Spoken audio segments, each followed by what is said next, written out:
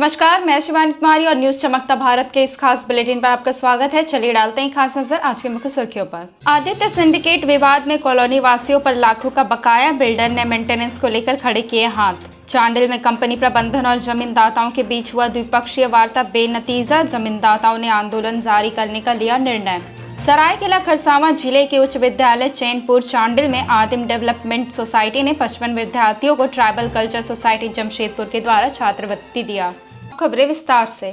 Aditya syndicate विवाद में colony वासियों पर लाखों का बकाया, बिल्डर ने मेंटेनेंस को लेकर खड़े किए हाथ। बता दें कि सरायकेला जिले के आदित्यपुर आरआईटी थाना क्षेत्र अंतर्गत आदित्य सिंडिकेट कॉलोनी में मेंटेनेंस को लेकर बिल्डर और कॉलोनी के लोगों के बीच उत्पन्न विवाद गहराता जा रहा है। इधर लाखों रुपए मेंटेनेंस के लोगों द्वारा बकाया रखे जाने को लेकर अब बिल्डरों ने मेंटेनेंस बंद कर स्थानीय जिला प्रशासन को मेंटेनेंस कार्य सौंपने का निर्णय लिया है।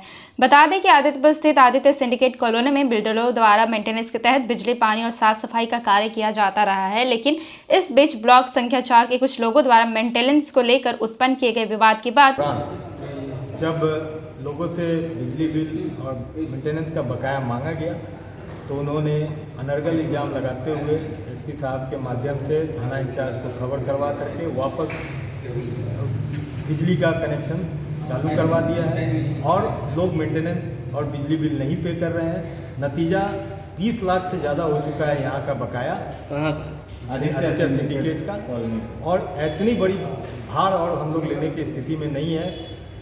सरकारी आदेश के बावजूद भी अगर उसको रोक लगा दिया जाए बिना कुछ इसके, तो आगे चलना हमारे लिए मुश्किल है। ऐसे अवस्था में सोमवार को जो कमिंग सोमवार है उसमें हम लोग मजबूरन ये पूरी कॉलोनी की जो विधि व्यवस्था है जो चला रहे हैं हम लोग, उसको हम लोग रिक्वायर्ड जगह पे या तो थाना या एसडीओ साहब या म्यूनसिपैलिटी वहाँ जा कर के हम लोग सरेंडर कर देंगे और फर्दर इस भार को हम लोग और नहीं ढो सकते, क्योंकि इतनी बड़ी लाइबिलिटीज़ लेकर के इतनी बड़ी कॉलोनी को चलाना बहुत ही मुश्किल है। और इसके चलते यहाँ की जनता जो है जो सही में जो समय पे सब जो भुगतान करते हैं वो बिना मतलब के इस एक व्यक्ति की वजह से पूरी कॉलोनी जो 468 परिवार की कॉलोनी है उसमें से मात्र एक व्यक्ति की वजह से पूरा कॉलोनी डिस्टर्ब हो जा रहा है। यही बात कहना है हमको, और इससे आगे तो आपकी मर्जी सर। पूरा परिचय बता दीजिएगा अपना। जी, मेरा नाम दीपक रंजन हुआ, राजीव रंजन जी, हम दोनों निदेशक हैं आधारशिला होम्स प्राइवेट लिमिटेड के, और हमारे द्वारा ही ये कॉलोनी को बनाया भी गया है और हम ही लोग फिलहाल इसकी मेंटेनेंस चला रहे हैं, क्योंकि यहाँ सोसाइटी फॉर्मेशन का जो प्रक्रिया है वो बहुत ही स्लो है और लोग आगे बढ़ के आ नहीं रहे हैं, इसलिए मजबूरन बस हमें इसे चलाना पड़ रहा है। चांडिल में कंपनी प्रबंधन और जमींदाताओं के बीच हुआ द्विपक्षीय वार्ता बेनतीजा, जमींदाताओं ने आंदोलन जारी करने का लिया निर्णय। 10 सूत्री मांगों को लेकर Bihar sponge iron company gate के समक्ष जमींदाताओं का धरना एवं गेट जाम रविवार को भी जारी रहा। आंदोलन के बाद से पहली बार बिहार स्पंज आयरन कंपनी एवं वनराज स्टील प्रबंधन तथा जमींदाताओं के बीच द्विपक्षीय वार्ता हुई। द्विपक्षीय वार्ता में मांगों समेत तमाम बिंदुओं पर भी चर्चा हुई, पर ठोस सहमति नहीं बनने के कारण वार्ता विफल हो गई और जमींदाताओं ने आंदोलन जारी रखने का निर्णय लिया है।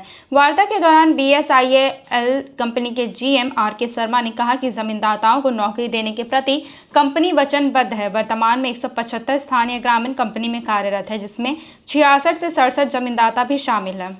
आज हमारी वार्ता बिहार स्पॉन्ज के पंचग्राम विस्थापित समिति के साथ हुई, जिसमें गांव के लोगों की, विस्थापित लोगों की और समिति की शुरू से एक ही डिमांड थी, जिसमें उन्होंने कहा था कि हम जितने भी विस्थापित लोग हैं, जिनकी ज़मींदाता लोग हैं, उनको नौकरी भी दिया जाए। हम लोगों की मीटिंग के बाद हम लोगों ने भी ये डिसाइड करा कि ठीक है, हम लोग जितने भी ज़मींदाता हैं, जिनकी ज़मीनें गई हुई हैं या पोल होल्डर गए हुए हैं, हम सबको नौकरी देंगे। उसके लिए हम वचनबद्ध हैं, जिसको कि हमने इनको समिति के लोगों को बताया। लेकिन समिति लोगों के जो बातचीत पहले भी हुई थी, उनको हम लोगों ने क्लियर कर दिया था कि इस फैक्ट्री का ऑपरेशन वनराज ग्रुप को दिया गया है। जो भी कर्मचारी रखे जाएंगे वो वनराज ग्रुप के माध्यम से रखे जाएंगे, जिसको इन्होंने आज मीटिंग में आए थे, मानने से स्वीकार नहीं किया उस बात को। मेरा यही बार बार इन लोगों से सबसे ये कहना है, समिति को भी कहना है, लोगों से ये कहना है कि जिनकी भी ज़मीन गई हुई है, जितने भी हमारे ज़मींदाता हैं, उनको हम नौकरी देने के लिए वचनबद्ध हैं। ये हमारा एक फाइनल है। हम लोग 7वां दिन है। कल मैनेजमेंट यहाँ पर बिहार स्पंज की आई हुई थी हमारा जो धरना स्थल पर। उन्होंने आश्वासन किया था कि नौकरी का जहाँ तक मांग है जमींदाताओं का, मैं उसको पूरी करने के लिए पूरी तरह से वचनबद्ध हूँ, उनका ये कहना था। उसी संदर्भ में कल हम लोग का बहुत कम लोग थे, तो आज भी हम लोग एक पूरा गांव के जो लोग इकट्ठे हुए हैं और उसमें ये निर्णय हुआ कि प्रबंधन के साथ इस विषय पर बात करना चाहिए। हम लोग बात करने गए। अभी भी प्रबंधन का यही कहना है कि बिहार स्पंज किसी भी तरह से कंपनी को चलाने के पक्ष में नहीं है। वो अपना कोई सहयोगी कंपनी है जो बनराज करके उसको चलाने के लिए अधिकृत किया है, और हम लोगों से कहा गया है कि आप लोग बनराज से ही ज्वाइनिंग लेटर दीजिए, सारे जमींदाताओं को हम काम पे रखेंगे।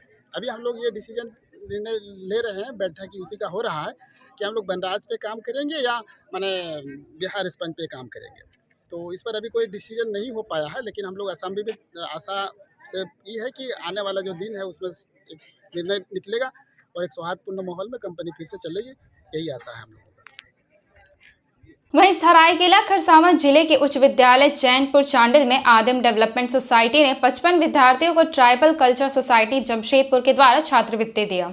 बता दें कि सरायकेला खरसावां जिले के चांडिल प्रखंड के उच्च विद्यालय चैनपुर चांडिल में आदिम डेवलपमेंट सोसाइटी द्वारा एक बैठक आयोजन संपन्न किया गया, जिसमें आदिम डेवलपमेंट सोसाइटी का अहम योगदान से सरायकेला जिला के लिए पहली बार चांडिल प्रखंड में पिछले 3 अक्टूबर को कक्षा 7वीं का एवं 10 अक्टूबर 2021 में कक्षा 8वीं का Tata steel foundation tribal culture society Jamshedpur द्वारा ज्योति फेलोशिप परीक्षा उच्च विद्यालय चैनपुर चांडिल में कुल 250 विद्यार्थियों का परीक्षा लिया गया था, जिसमें से कुल 55 विद्यार्थियों को छात्रवृत्ति मिलेगा। अनुसूचित जाति अनुसूचित जनजातियों के विद्यार्थियों को उनकी उच्चतम पढ़ाई लिखाई एवं आर्थिक सहयोग करने के लिए बाबूराम सोरेन ने टाटा स्टील फाउंडेशन एवं ट्राइबल कल्चर सोसाइटी जमशेदपुर को बहुत बहुत धन्यवाद दिया। स्टील सोसाइटी से जो बच्चों को परीक्षा लिया गया है उसमें से जितने भी बच्चा उत्तीर्ण हुए हैं उसके अभिभावक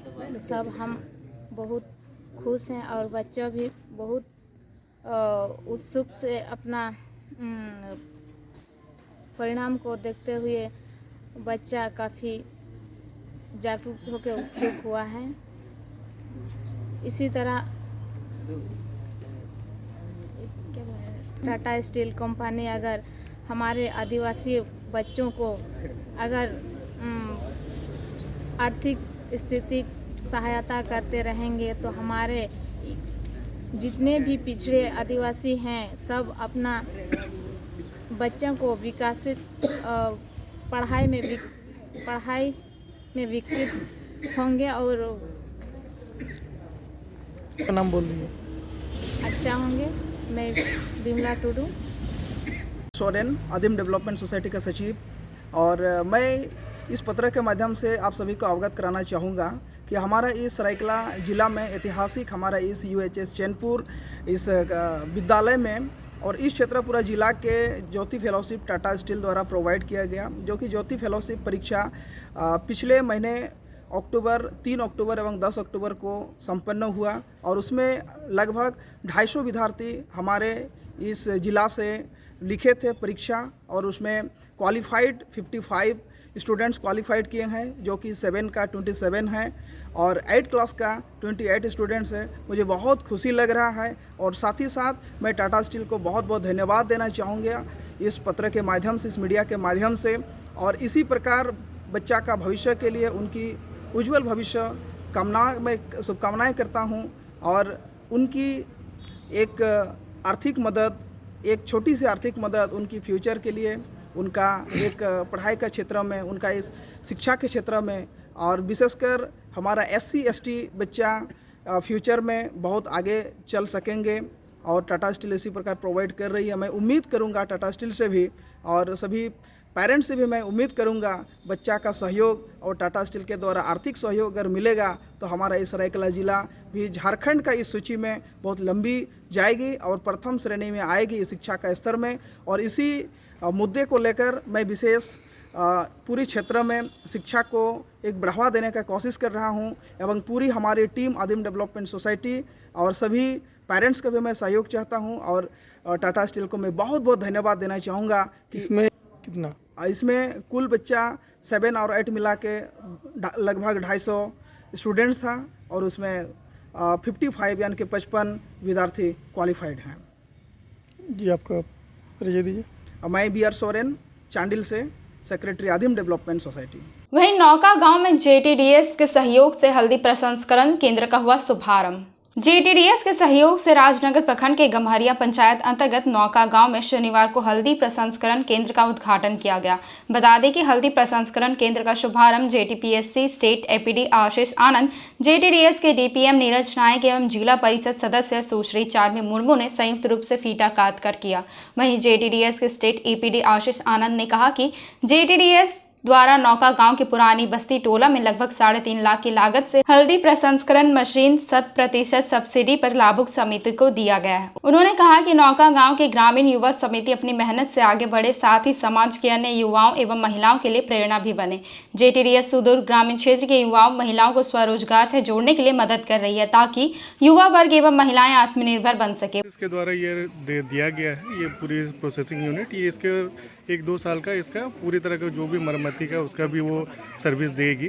साथ ही साथ अगर युवा समूह का बोला जाए तो अभी देखा जाए तो ये खेतीबाड़ी में बहुत रुचि ला रहे हैं, और अभी जैसे हाई वैल्यू प्रोडक्ट जैसे कि हल्दी है, ये सब में अगर ये लोग एंगेज होते हैं तो कहीं ना कहीं उनका आमदनी में बदलाव आएगा, और ये कहीं ना कहीं उनका क्या बोलते हैं एक नया लाइवलीहुड का एक सोर्स बनेगा, जिससे कि वो अच्छा आमदनी कर पाएंगे।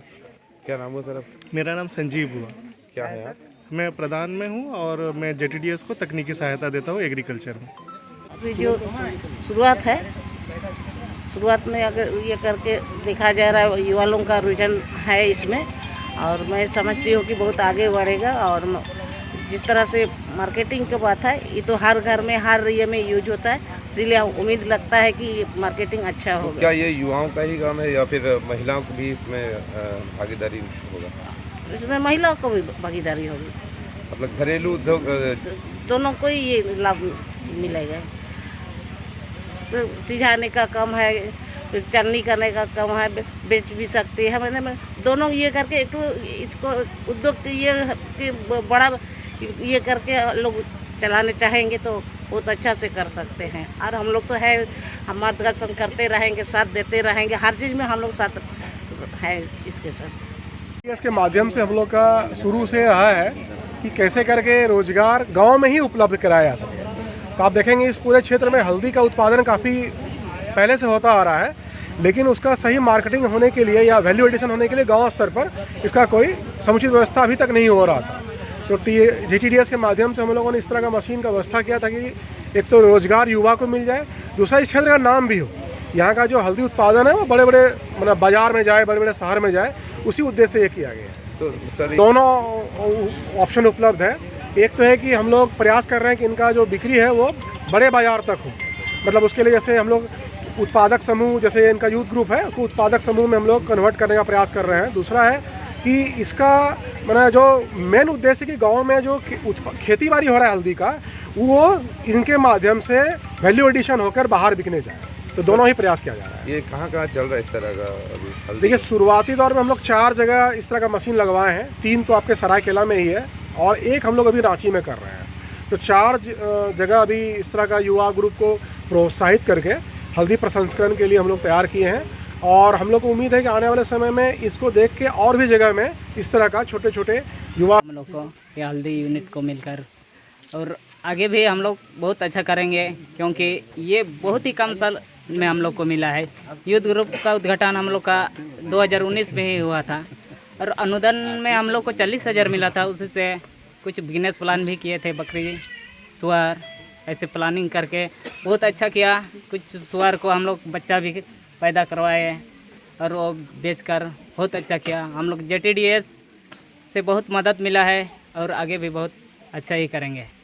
क्या नाम है आपका? मेरा नाम नारायण टुडू, ग्रामीण युवा समिति का सचिव हूँ। परसोड़ी मकदमपुर रेलवे क्रॉसिंग के निकट आगामी मुखिया प्रत्याशी रत्नी मुंडा एवं मुखिया उमेश पुराण के सौजन्य से किया गया कंबल वितरण। बता दें कि जमशेदपुर के परसोड़ी थाना अंतर्गत मकदमपुर रेलवे क्रॉसिंग के निकट बस्तियों के लोगों को आगामी मुखिया प्रत्याशी रत्नी मुंडा एवं मुखिया उमेश पुराण के द्वारा कंबल वितरण किया गया, जहाँ झारखंड की सरकार बनते ही लगातार कैंप द्वारा गरीबों एवं असहाय लोगों को कंबल वितरण कर मानवता का पहचान दिया गया है। वहीं मुखिया उमेश पुराण ने कहा कि जहां सर्दी के मौसम को देखते हुए 100 ज़रूरतमंद लोगों को कंबल का वितरण किया गया और आगे भी ज़रूरतमंदों को कंबल एवं सरकार के दिए अन्य सुविधा को भी लोगों तक पहुँचाया जाएगा। योजना के अंतर्गत आज मकदमपुर में लाइन टोला में जयप्रभा नगर के समीप हम मुखिया जी के नेतृत्व में और यहाँ के वरिष्ठ नेता मनोहर हुसैन के नेतृत्व में हम लोगों ने 100 जन लोगों के बीच में कंबल वितरण करने का कार्यक्रम किया और आगे भी जितने भी क्षेत्र में ज़रूरतमंद है जिनको कंबल की आवश्यकता है, हम अपने पार्टी की तरफ से सरकारी विभाग से बात कर चाहे पार्टी से हो, हम जितना यथासंभव सभी ज़रूरतमंदों का ज़रूरत को पूरा करने का काम करेंगे। क्योंकि हमारा जो मुख्यमंत्री है माननीय मुख्यमंत्री हेमंत सोरेन जी, उनके एक दूरदर्शिता है सोच पर, और यही कारण है कि इतने सारे सरकारें आई गई लेकिन इनके सरकार ने ठंडा शुरू होने से पहले ही कंबल वितरण करने का काम किया। क्योंकि इससे पहले कभी भी समय पर ना कंबल मिला है और ना ही समय पर किसानों को भी कभी भी ऋण या फिर बीज नहीं मिल पाता था।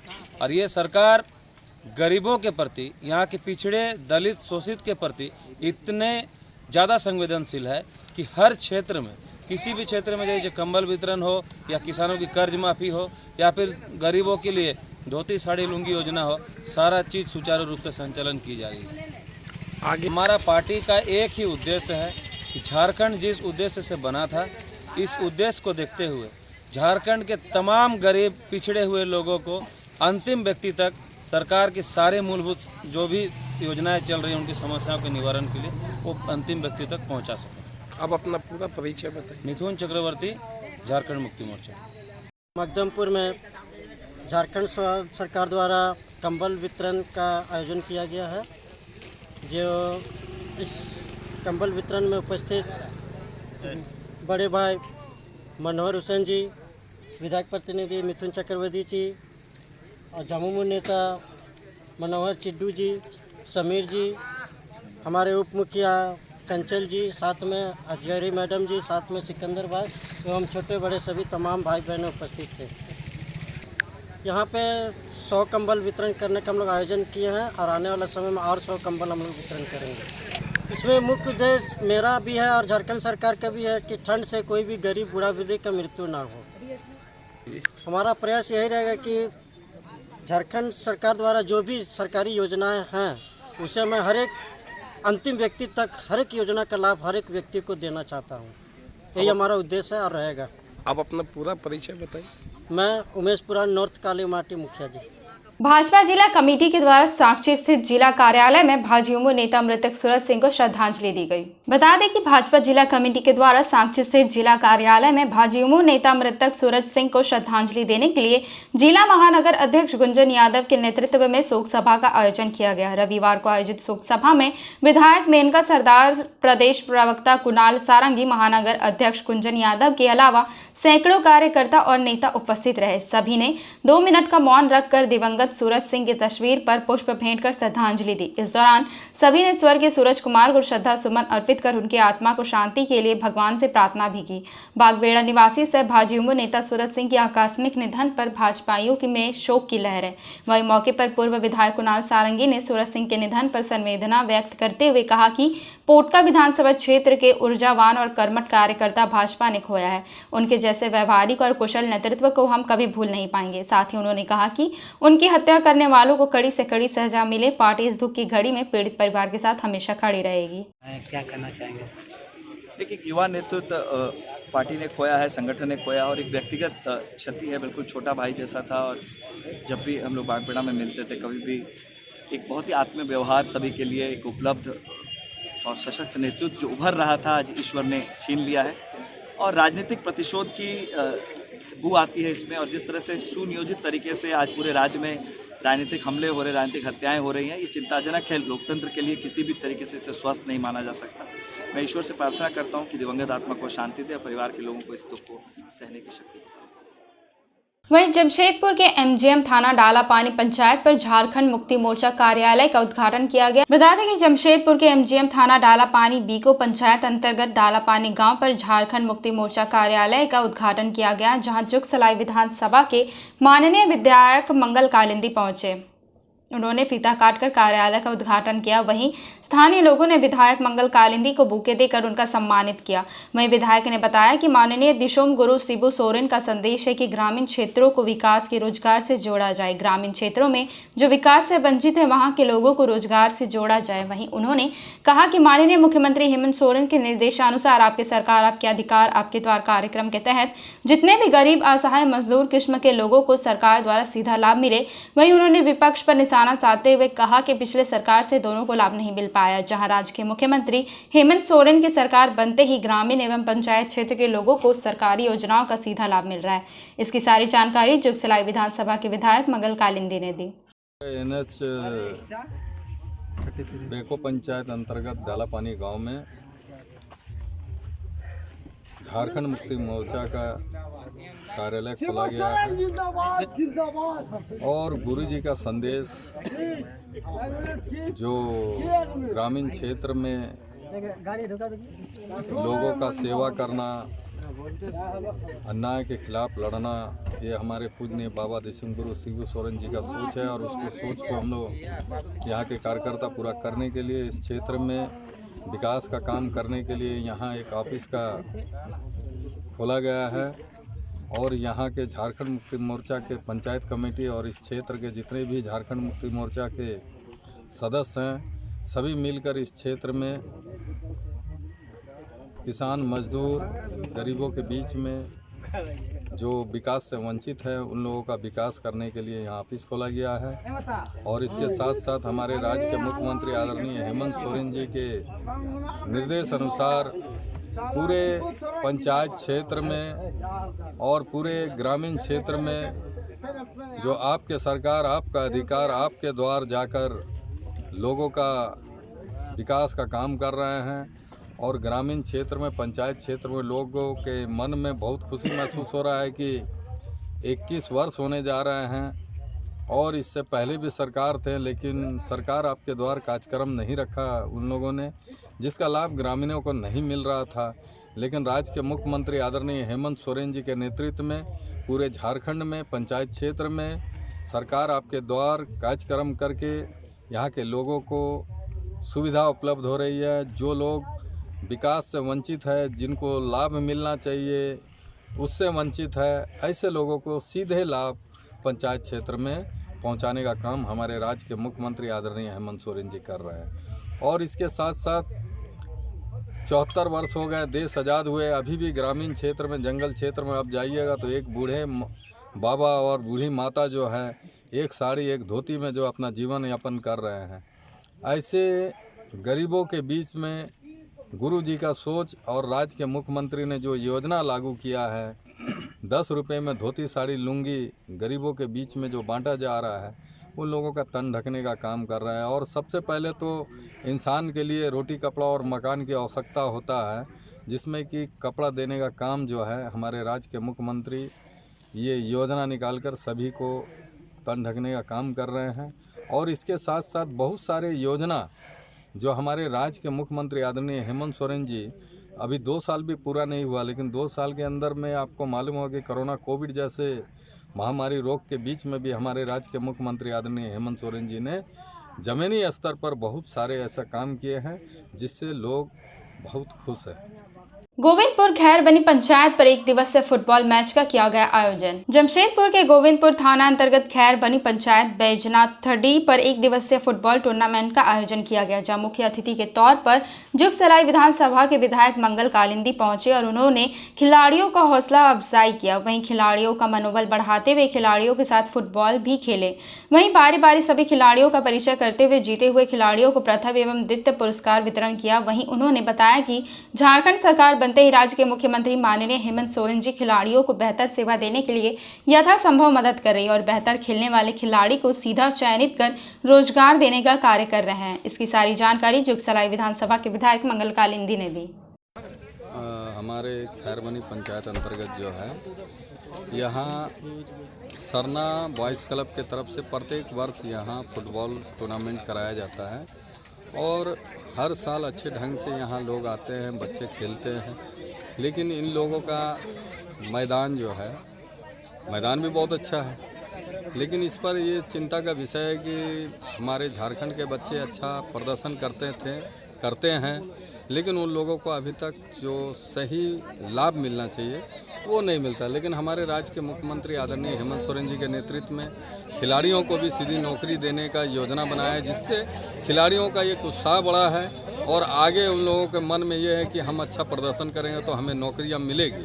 तो अब खिलाड़ी अच्छा खेल रहे हैं और खेल के प्रति लोगों का जागरूक भी बेसी बढ़ते जा रहा है। और ग्रामीण क्षेत्र में चाहे वो वीर सिद्धू कानू, बिरसा मुंडा, चाहे हमारे तिलका माझी, हमारे बहुत सारे शहीदों का महापुरुषों के नाम से हमारे ग्रामीण क्षेत्र में फुटबॉल गेम होता है और गांव के लोग उत्साहित होते हैं और खिलाड़ी आगे भी अच्छा प्रदर्शन करे और हमारे राज्य सरकार ऐसे खिलाड़ियों को सीधी नौकरी देने की योजना बनाई हुई है।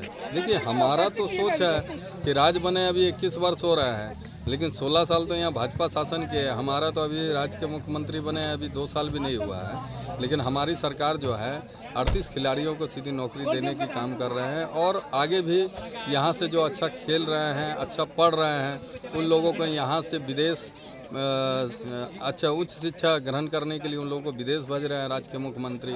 और ऐसा और क्या करेंगे, जितना काम कर रहे हैं हमारे मुख्यमंत्री जी, हमको लगता है कि इससे पहले के किसी मुख्यमंत्री ने ऐसा काम नहीं किया। चलते चलते डालते हैं खास नजर अब तक की सुर्खियों पर। आदित्य सिंडिकेट विवाद में कॉलोनी वासियों पर लाखों का बकाया, बिल्डर ने मेंटेनेंस को लेकर खड़े किए हाथ। चांडिल में कंपनी प्रबंधन और जमींदाताओं के बीच हुआ द्विपक्षीय वार्ता बेनतीजा, जमींदाताओं ने आंदोलन जारी करने का लिया निर्णय। सरायकेला खरसावां जिले के उच्च विद्यालय चैनपुर चांडिल में आदिम डेवलपमेंट सोसाइटी ने 55 विद्यार्थियों को ट्राइबल कल्चर सोसाइटी जमशेदपुर के द्वारा छात्रवृत्ति दिया। छोटी बड़ी तमाम खबरों को जानने के लिए देखते रहिए न्यूज़ चमकता भारत। नमस्कार।